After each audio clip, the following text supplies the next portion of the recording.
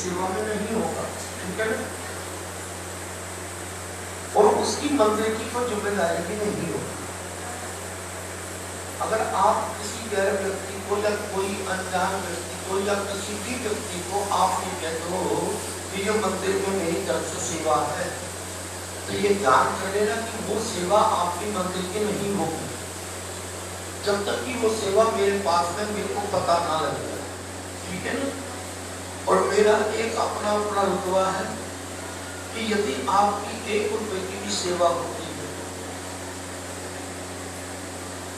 तो मैं ये कहता हूँ कि मैं कम से कम उसकी घर के परिवार के लिए एक माला तो उस परमात्मा के नाम की उतार दूं कि तेरे चरण के अंदर उसकी सेवा है। आइए समझ में ये बात है? ऐसा काम मत करना।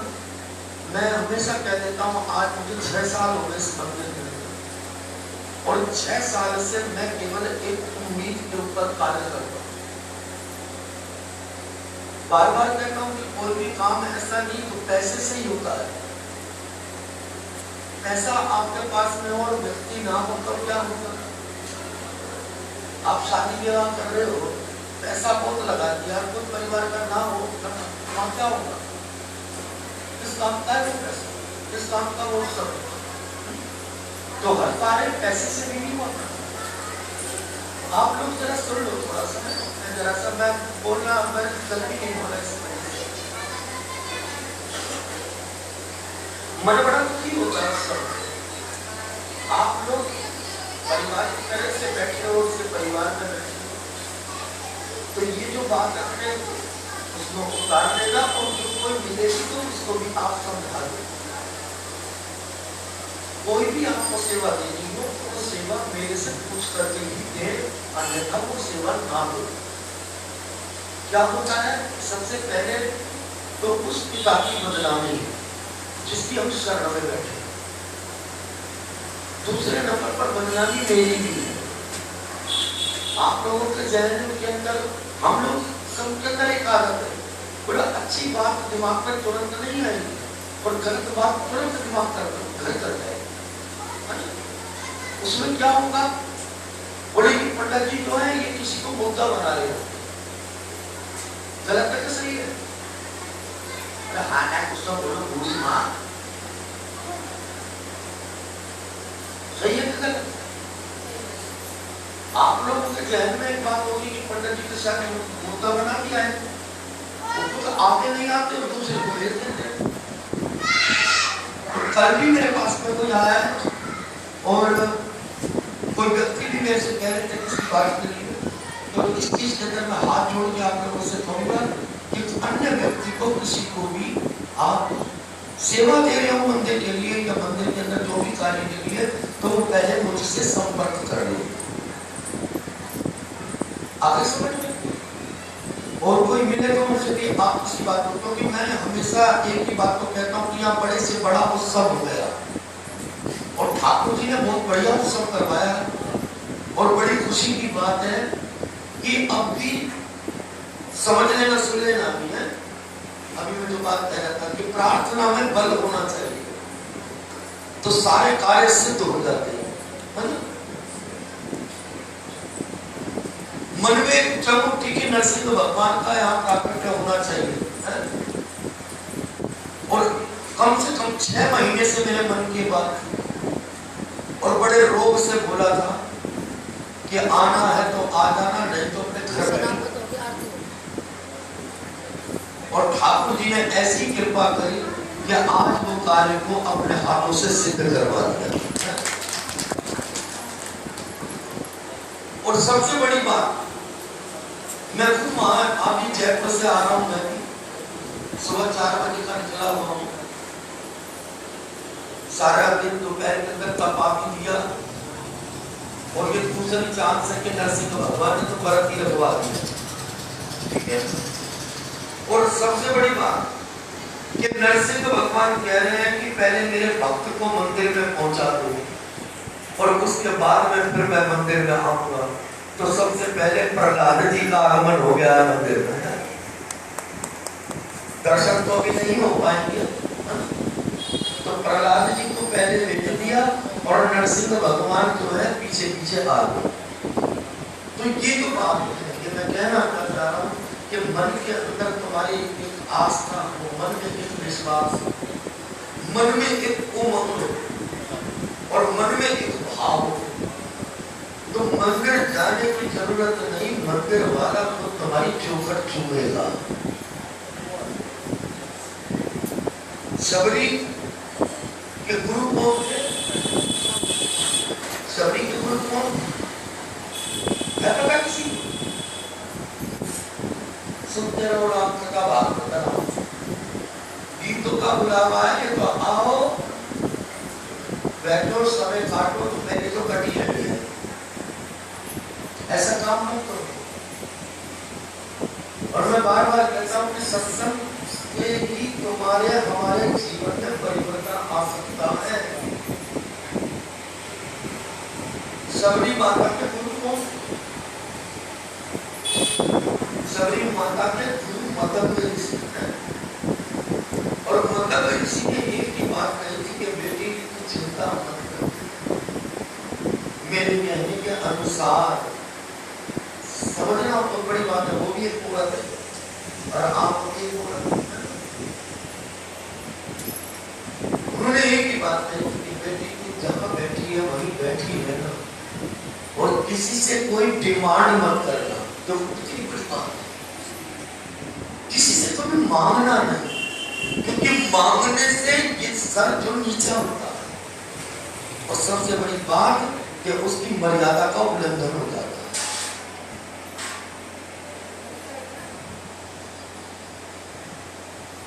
मेरा विश्वास है तुझे कहीं जाने की जरूरत नहीं, और ये मेरा पक्का वचन है कि तू जिस राम के लिए मंदिर में जाती है ना, आज मैं तेरे को वचन दे रहा हूँ, वही राम तेरे दरवाजे पे एक न एक दिन आएगा।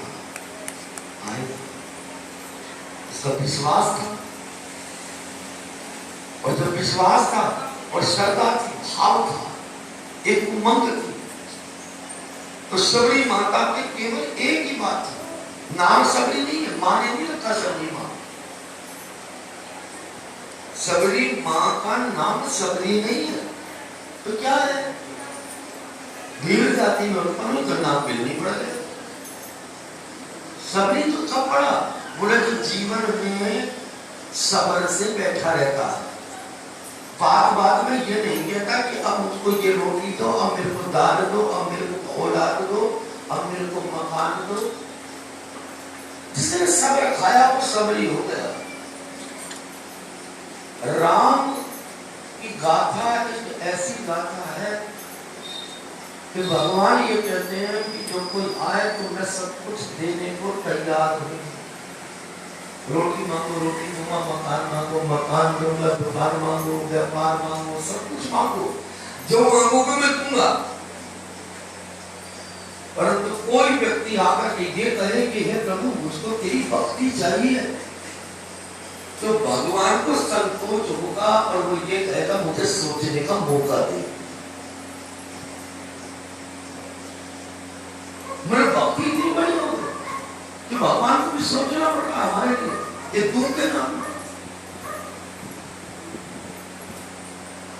ये समझ में आ रही है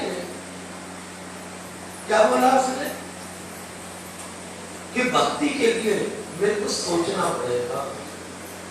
एक बेटा पैसे मांगे, पैसे दे दिया, कपड़ा मांगा, कपड़ा दे दिया, और उसके सुख साधन दे दिए। और वो बेटा ये कहे कि भैया मेरी माँ मेरे को ना एक हेलीकॉप्टर चाहिए, तब ये तो माँ पे जुड़ा नहीं तो हेलीकॉप्टर निकाल के लाती। पर माँ पर क्या कहेगी माँ कि मुझे बेटा मौका दे, मेरे को समय दे। होता नहीं होता। इसी प्रकार से वो परमात्मा भी कहता है इस जीव को देख कर। और वो क्या देखेगा? मंडी में जाते हैं, सामान लेने जाते हैं, बाजार में जाते हैं, वहां क्या पूछते हैं? तो बता दाल का क्या भाव है? ऐसे ही पूछते हैं ना? सुन रही हो? क्या बोला? बस यही सुनाया तो चाल का काम बोला कि नहीं बोला? क्या भाव है? बोले जी 50। अगली दुकान पर गए, भाई तेरा भाव क्या है? बोले 40। बगल वाले ने कहा हमसे क्यों मिले?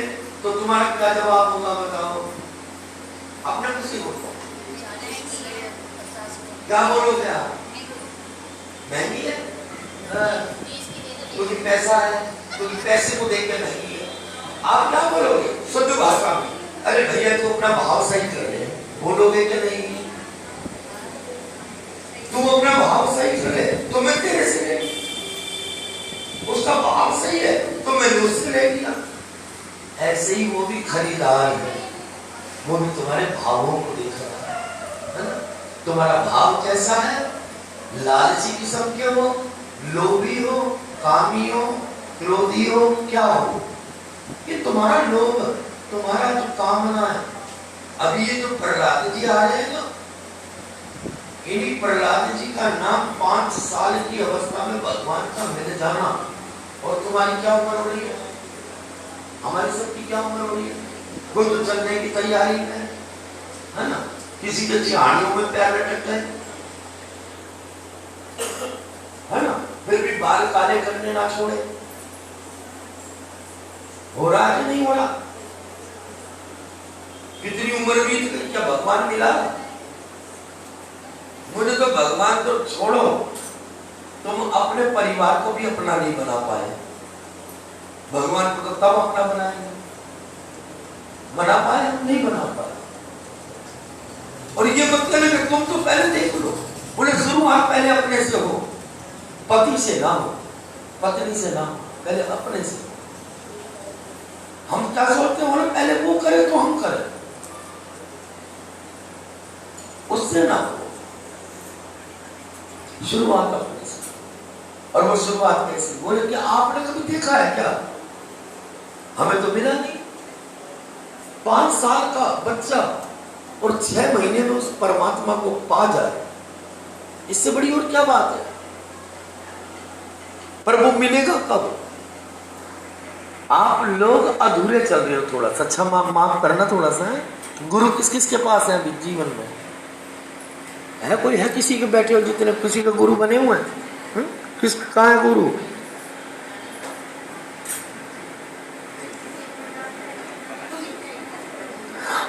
बुरा मत मानना, अभी जो गुरु है ना, मैं अपनी बात बता रहा हूँ, आप लोगों की नहीं कह रहा मैं। तो आप लोग पता नहीं क्या कर रहे हो, क्या कर रहे हो। मैं अपनी बात कह रहा हूँ।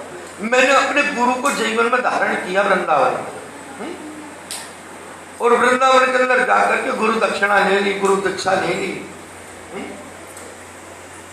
और दक्षिणा के रूप में मैंने दे भी दिया।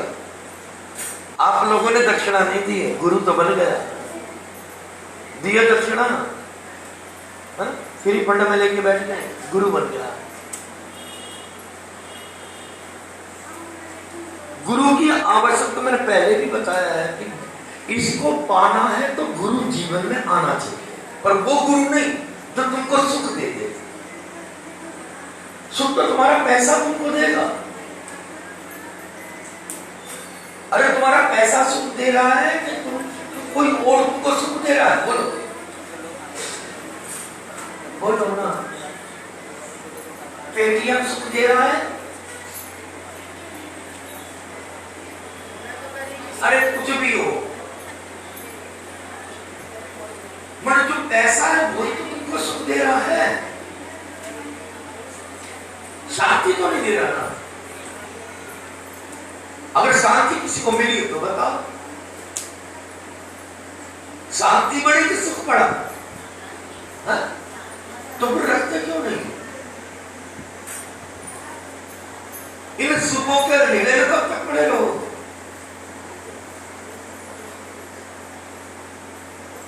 गुरु की आवश्यकता केवल इसीलिए है कि मेरा जो जीवन है ना, ये मेरा जीवन में चलता चलता रास्ता भूल गया। किसका रास्ता? आध्यात्मिक मार्ग का। आध्यात्मिक मार्ग किसको कहते हैं? जो अपनी आत्मा में रमण करने वाले परमात्मा को जान गया। मैं क्या हूं? पूरी भागवत का एक निचोड़ है आप अपने मन से विचार करो कि आप दुखी क्यों हो। गुरु मार्ग बता देगा और गुरु ये कह देगा कि ठीक है बच्चों को जो मैंने बताया तू उस रास्ते पे चल। मैंने गुरु बनाया और गुरु बनाने के साथ ही मेरे ख्याल से 3 महीने के अंदर अंदर मेरा मकान बन गया। अब वो 3 आदमी मेरे से बोले कोई जानकारी, मैं बोला भाई तुम्हारा मकान बन गया, मैं तैयार बंदा बन गया, गुरु बन गया। बोलो मुझे भी पता, एक शंकर चौथ की कथा आती ना, नानक की बोल जिठानी की और दौरानी की है, सबको ही पता। कुल मिलाकर के एक रेस है, दौड़ है तुम्हारी। तेरा मकान कैसे बना, तेरे को ये कैसे सुख मिला, बोला मेरे को ऐसे मिला, बोला तुम मेरे को भी लगा देना। और यकीन करके मानना, ना कोई मन में अभिलाषा थी और ना कोई किसी बात की कामना थी। और कामना केवल यही थी कि संसार के अंदर जब तक रहूं। आज मुझे 28 साल हो गए उस गुरु दीक्षा, और गुरु दीक्षा लेने के बाद में वो मेरा गुरु और मेरे पीठ पीछे और ये बात कहे कि जो ये पंडित जी है ना, जो हृदय में मेरे बैठा है, तो मैं तो कहूंगा कि मेरे को परमात्मा की प्राप्ति हो गई। वो कह देगा गुरु नहीं कहेगा, एक अधिकार पाया, अधिकार से वो मिल गया। और अधिकार जब मिला तो ठाकुर ने अपने आप हाथ पकड़ा, और जब पकड़ा तो मैंने कहा तुमको आना पड़ेगा तो आए, नरसिंह तुमको आना पड़ेगा तो आया है। बाहर बोलने की जरूरत नहीं, खुद पे खुद आ गया। तो मैं ये जो बात कह रहा हूँ वो केवल आपको इसलिए कह रहा हूँ कि अपने मन के अंदर एक शांति है। मेरे पीछे से एक सूचना मिल जाती है, एक चेतना मिल जाती है, तुम सबर से बैठे रहो, चिंता मत करो। घबराता तो हूं क्योंकि मैं भी इंसान हूं, घबराता तो मैं भी हूं, पर मेरी घबराहट वो आधे घंटे की होती है, उसके बाद इन चीजों के लिए तो प्रहलाद जी ने एक ही बात कही, तो तुम्हारे को तो जीवन मिलने के बाद में गुरु मिला कि नहीं मिला, पर ठाकुर ने इतनी बड़ी कृपा मुझ पर करी कि जीवन ना मिलने से पहले मेरा जीवन में गुरु आया। जीवन मिला भी नहीं और जीवन मिलने से पहले और मेरे जीवन में गुरु आ गया। वो गुरु के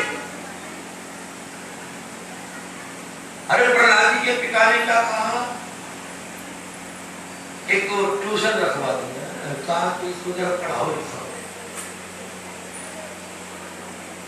और उनके जो गुरु थे, जो ऋणा के स्वप्न बताए थे, वो एक को सुनाई नहीं देता और एक को दिखाई नहीं देता, और जिसको ना तो सुनाई दे ना दिखाई दे तो वो क्या इसको देखेगा, देख पाएगा, नहीं देख पाएगा। बोले एक को दिखाई नहीं देता और एक को सुनाई नहीं देता, तो वो क्या गुरु बनेगा। जीवन में गुरु है तो वो कहावत है ना कि हमारा तो जन्म लेने के बाद गुरु बना, और उसका तो जन्म ही नहीं हुआ, उससे पहले गुरु मिल गया। कौन के गुरु? देव ऋषि नारद। देव ऋषि नारद अभी कल कथा सुना रहे थे, आप लोगों ने सुनी, बड़ा अटपटा शब्द लगा थोड़ा सा, कि नारद जी कभी किसी के घर में आग नहीं लगाते।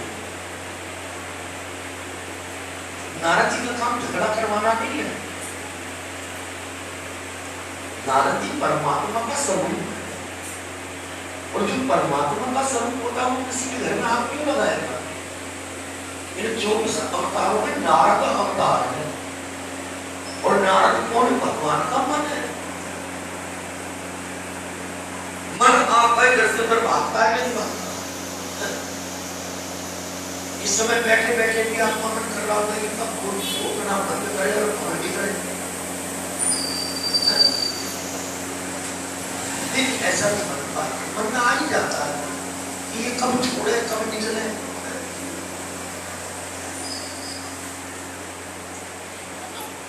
तो मन का जो भाव, तो मन को क्या है? मन क्या है? संसार में सबसे तेज भागने वाला जो वाहन है वो केवल मन है। एक क्षण में अमेरिका और एक क्षण में दिल्ली होता है। तो तुम्हारा मन क्या है? बड़े नारद है। पर इसमें एक बहुत बड़ी खूबी है कि सुबह 4 बजे ब्रह्म मुहूर्त में भगवान का दर्शन करता है, वैकुंठ से निकल जाता है और निकलने के बाद में सत्यावीला में ठाकुर जी का दर्शन करता है। ऐसा मन हमारा बन जाए, चाहे भले ही खूब घूमो, खूब खाओ, खूब गोलगप्पे खाओ, खूब कहीं पे भी जाओ, एंजॉयमेंट करो, जितना मर्जी खुशी करो, जितना मर्जी घूमो फिरो, जैसा मर्जी जियो, जैसी मर्जी लट निकालो, जैसी मर्जी लिपस्टिक लगाओ, जैसा मर्जी करो, पर आखिरी में आकर के परमात्मा के चरणों में बैठ जाओ। ये मन है। कितना भी कुछ भी करो, अरे भगवान ने ये भी कहा है कि तुम भगवान का भजन करो, मत करो भजन,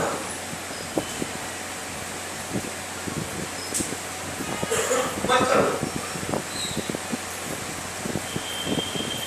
जब तुझसे ना सुलझे तेरे उलझे हुए झंडे और भगवान के इन सांप पे सब छोड़ दे बंदे, और खुद ही तेरी मुश्किल को वो आसान करेगा, तो जो तू नहीं कर पाया वो भगवान करेगा।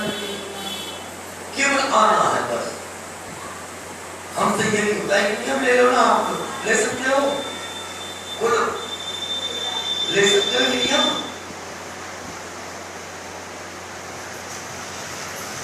एक नियम ले सकते हो, सब बैठे हो बोल, और वो नियम केवल 1 सेकंड का है, बस 1 सेकंड का। आप 40 सेकंड करके देख लो बस, ना जोत जलाओ, ना कुछ करो, ना कुछ धरो, ना व्रत करो, ना प्रबंध करो, ना कुछ करो। अभी कोई कह रहा था पंडित जी हमारे ऊपर तो किसी ने कुछ कर दिया, ना बोतलें लगती हैं किसने करा भाई? अब कोई पुरानी, कोई जेठानी, कोई सास, कोई फलाना, कोई। अब आप अपने मन से विचार करो, आप तो नहीं मरोगे, मैं तो मरूंगा है। आप तो लोग अमर कर खा के आए हो, आप तो लोग ना, मैं मरूंगा। अब मरने के बाद मेरी खोपड़ी खराब है, यमराज के डंडे खा रहा हूं, तुम्हारे को परेशान करने आऊंगा, मैं खुद परेशान हूं, तो मैं तुमको क्या परेशान करूंगा भाई? मैं अगर परेशान हूं तो मैं तुमसे क्या परेशान करूंगा? और जीव जब दुनिया से जाता है तो उससे ज्यादा दुखी कोई नहीं होता, क्योंकि मार पड़ती है।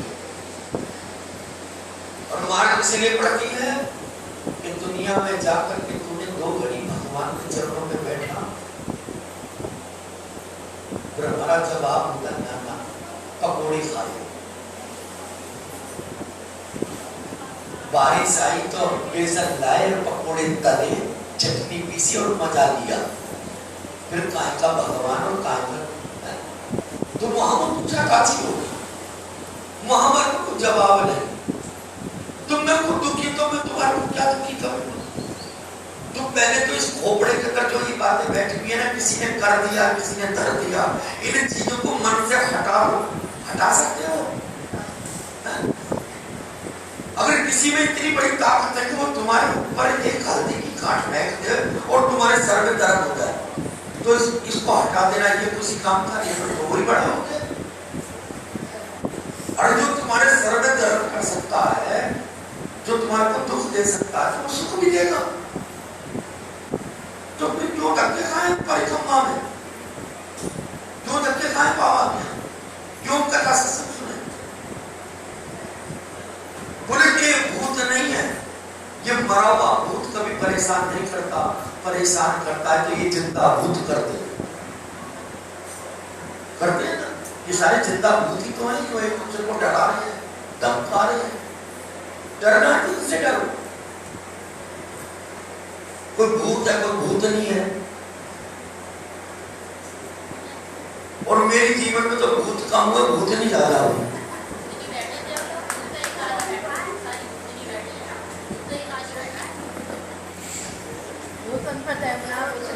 ये तो हंसी की बात है, अच्छी बात है, और पीछे पड़ो वो दिलचस्प। कुल मिला करके कहने का ये है, इन गलत बातों को अपने इस जहन से बाहर निकाल दो, नहीं तो जीवन तुम्हारा ऐसा नरक बन जाएगा कि तुम रोगे और तुम्हारा आंसू पूछने वाला कोई नहीं मिलेगा, कोई नहीं।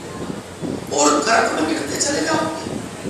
अर्जुन को यही बोलना है कि अर्जुन जो तंत्र विद्या को मान के चलता है ना, वो भूत लोक को जाता है। तंत्र विद्या क्या है? ताबीज बना दो, धागा बना दो, एक पेट पे बांध दो, एक मुंह पे बांध दो, एक बाजू में बांध दो, पूरे शरीर को ताबीज से ढक लेना, सुखी नहीं हो पाओगे। सुखी जब ही होगे जब उनको उस परमात्मा की शरणागति मिल जाए, सुखी जब ही। तो उन भूतों से क्या डरना? आप केवल एक नियम ले लो, कर सकते हो, कर सकते हो।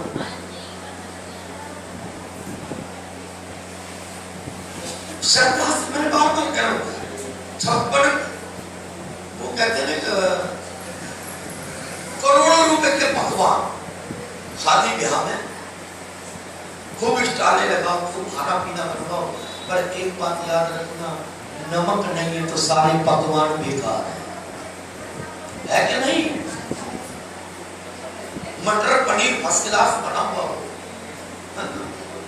और गिलेरी क्या बोलना चाहिए, अच्छा मतलब जैसा कैसा बढ़िया देसी घी डाल दिया, गिरेवी,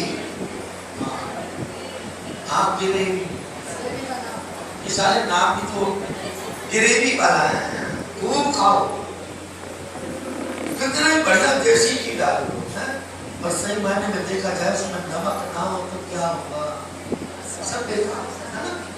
इसी प्रकार से इस रास्ते के ऊपर सब कुछ करो, और यदि हमारा विश्वास नहीं तो सब कुछ बेकार। विश्वास हमारा, विश्वास बेटे पे भी होता है, विश्वास बेटे पे भी होता है, विश्वास पति पे भी होता है ना, विश्वास हमारा परिवार पर भी होता है। पर एक बात याद रखना, भगवान ने 2 ही बातें कही संसार में भेजने से पहले, कि जब जा तो रहे हो, पर 2 बातों को याद रखना, कि संशय संसार पर करना और भरोसा मुझ पर करना, भरोसा मुझ पर। और हमने यहाँ आने के बाद क्या करा, इसका उल्टा कर दिया। भरोसा तो हमारे को संसार पे रहा, और संशय इसके ऊपर रहा कि ये कुछ करेगा कि नहीं करेगा, हो रहा है नहीं? तो एक काम एक क्षण का, मैंने पहले जिस दिन आज 1 साल होता है गिरिराज जी ऊपर चला गया गोवर्धन को, जिस दिन इनकी स्थापना हुई थी, और मैंने उसी दिन एक बात की घोषणा करी थी कि आप विश्वास से यदि आप इसकी 2 परिक्रमा भी करते हो, हरे कृष्णा हरे कृष्णा हरे कृष्णा, आप 40 दिन करके देख लो, फायदा हो तो करते रहना, और ना फायदा हो तो जयराम जी की कर देना, तेरी धर्मशाला तू पकड़ करके तो देखो। अगर ये भी नहीं होता है, ये भी नहीं होता है, आपके पैरों में ताकत नहीं, आपको समय नहीं मिलता, तो केवल एक क्षण का काम है, केवल इसके सामने आकर के एक बार कह दो कि हे प्रभु मैं तेरे चरणों में आ गया। इतना भी नहीं कर सकते आप। 40 दिन आप इस करके देख लो, ये दवा है। एक बार आकर के सुबह कह देना कि प्रभु मैं आ गया, और एक बार शाम को कह देना कि प्रभु मैं भी आ गया। 2 बार आकर के देखो, कार्य सिद्ध ना हो तो फिर किससे लड़ना, महाराज जी क्या है, पर करना तो पड़ेगा। भूख तुमको लगी है, रोटी तुमको ही खानी पड़ेगी, ठीक है ना। चलो आखिरी कदर तुम्हारा ज्यादा समय बेकार होगा, खाने खाना है, तुम अपने घर जाओगे, अपने घर में जाकर के खूब लड़ो पड़ो जो मर्जी करोगे। पर एक बात जरा से सूचना सुनेगा कि 4 तारीख को आज नरसिंह भगवान का प्राकट्य यहाँ मंदिर में हो रहा है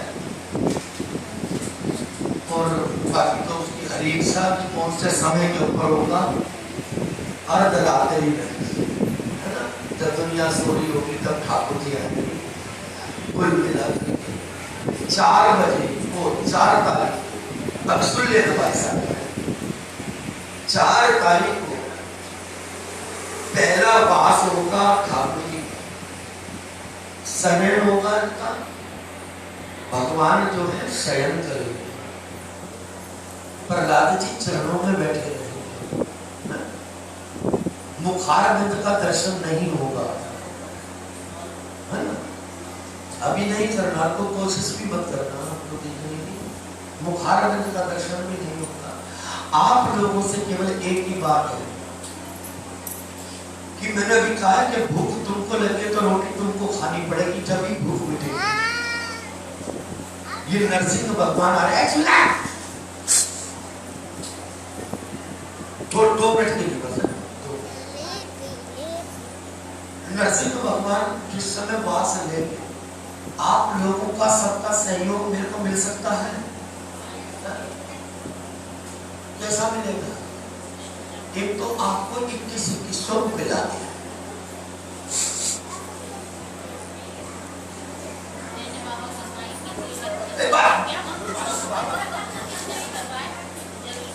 क्या छोड़ो तो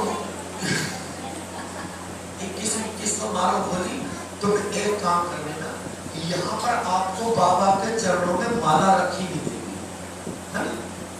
उस माला को उठाना और चुपचाप जैसे कोई सोया हुआ होता है, ध्यान दे लेना। बीच में और भी बता दूंगा, दोबारा रिपीट कर दूंगा इसको, और 2-3 दिन में लगातार आपको बता दूंगा। चुपचाप शांति से, कोई शोर शराबा ना हो, क्योंकि भगवान शयन कर रहे हैं, है ना, उनकी निद्रा में भंग ना पड़े, ठीक है।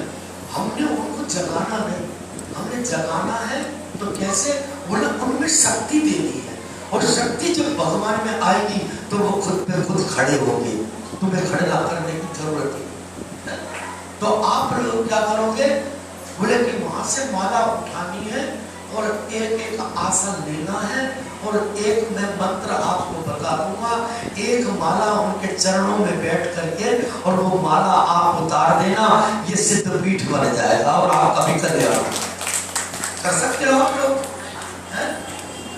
पर ब्राह्मणों को पकड़ो तो नहीं ना, क्योंकि जो कार्य आप करोगे वही वो करेंगे, है ना।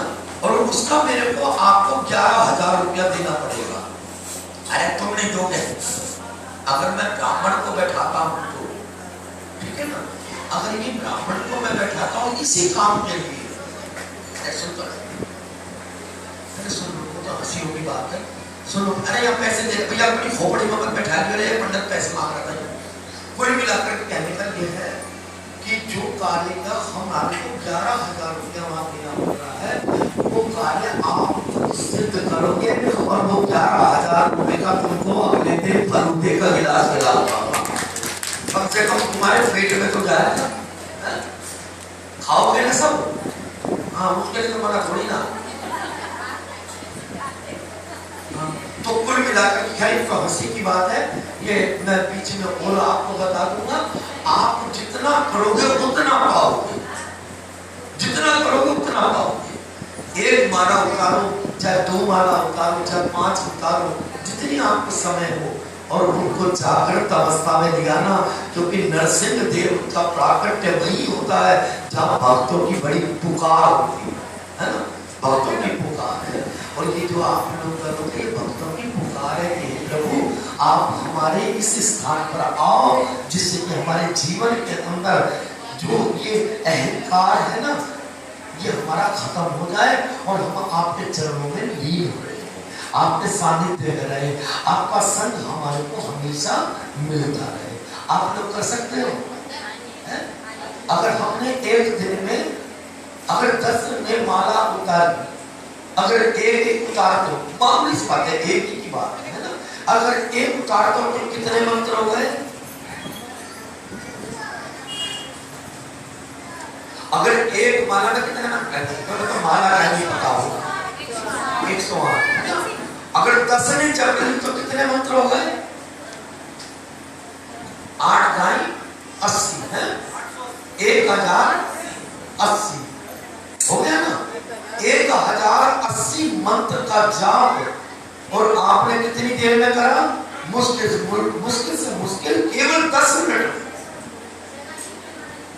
10 मिनट के अंदर आपने 1080 मंत्र उनके कान के अंदर चले गए। विश्वास से, मैंने पहले बात कही, विश्वास रखना है ना। आंखों को बंद रखना, शोर शराबा करना नहीं, आपस में बात मत करना। मैं बार बार कह रहा हूं, उसका बहुत बड़ा नियम है ना। और जब आपको लगे कि हाँ जी मैंने इस मंत्र के द्वारा और मेरे जीवन में, मेरी बुद्धि में, मेरे घर परिवार में यदि कोई ऐसी लीला भगवान की हुई है तो यकीन करके माना वो नियम तोड़ना नहीं, ये नियम अपने घर में करते रहना। एक दिन भगवान की कृपा ऐसी आएगी कि किराएदारी मकान मालिक बन के बैठा रहेगा।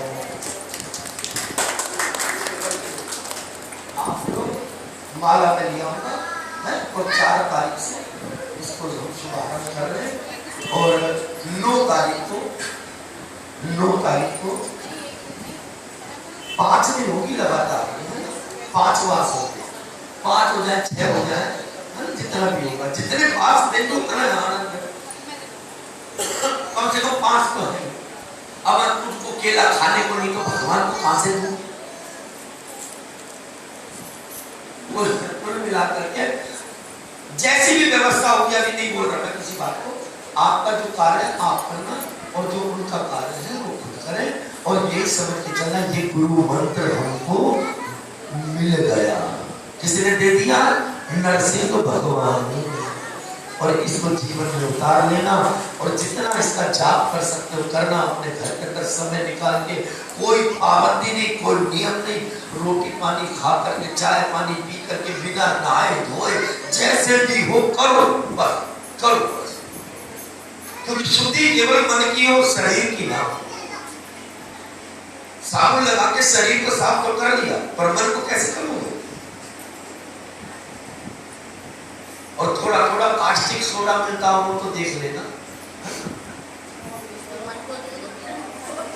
कास्टिक सोडा आता है, उसको एक बाल्टी में या टब में घोल लेना और उससे आप नहा लेना, तो इस शरीर का रंग रूप और निखर जाए, गोरे हो जाएंगे। पर मन काला रहेगा, ध्यान रखना, मन काला रहेगा।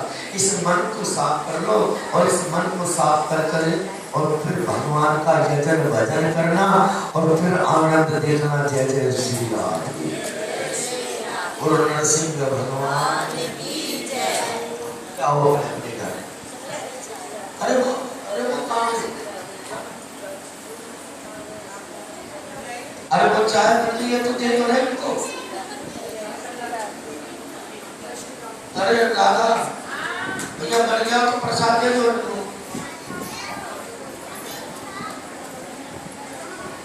राखी तुम चले जाओ, तुम चले जाओ, तुम दे दो अपने हाथ से काम करें।